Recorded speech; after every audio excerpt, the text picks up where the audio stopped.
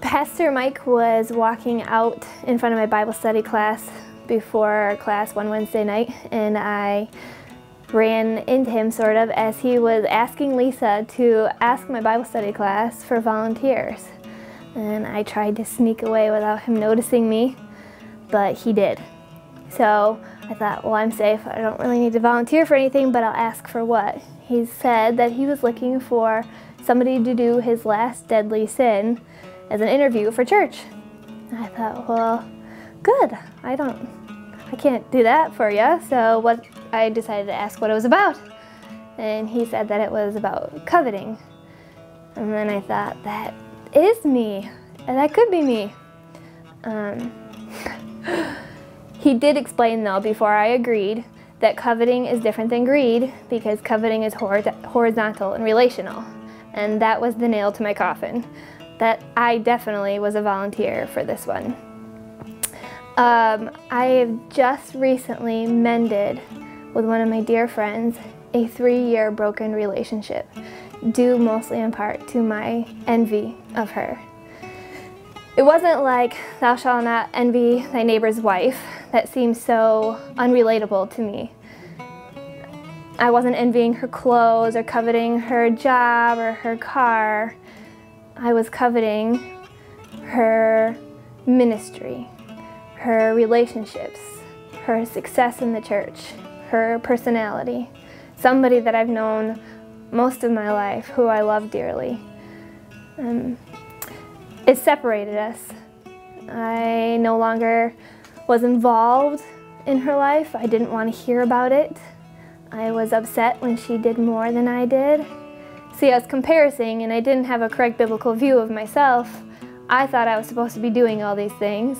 I was supposed to be doing them better than her or with her, but I wasn't. I noticed 3 major things that coveting has caused in my life, particularly in this relationship. Sin causes death, and it says that in the Bible, and I know that my death eternally is all taken care of thanks to Jesus Christ's work on the cross. But sin causes death to my relationships. 3 things that I noticed was my ungrateful heart. I no longer was thankful for pretty much anything that I had or for my friend. I was ungrateful for my job and my part in the church because it didn't look like the one I should have. It caused disunity. I separated myself not only from the body of Christ and opportunities that she was serving in that I could have been a part of, but I separated myself from my friend. It caused 3 years of tension and silence. Missed out on a great time with her and encouraging her in her work in the church and in the body. So it caused disunity. And then missed opportunities. I pretty much disqualified myself from doing things alongside of her or in the church due to my attitude.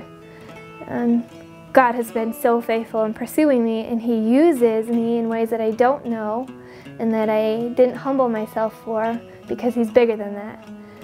But I know that I was so self-centered, I missed out on many opportunities. When Pastor Mike told me that coveting is relational, it's horizontal, as versus greed, I thought of the saying, don't burn your bridges. And I remember watching a movie, and as everybody was escaping the town, they strapped dynamite to the bottom of the bridge and it exploded. But that is not how coveting has worked for me. It is a slow burning fuse.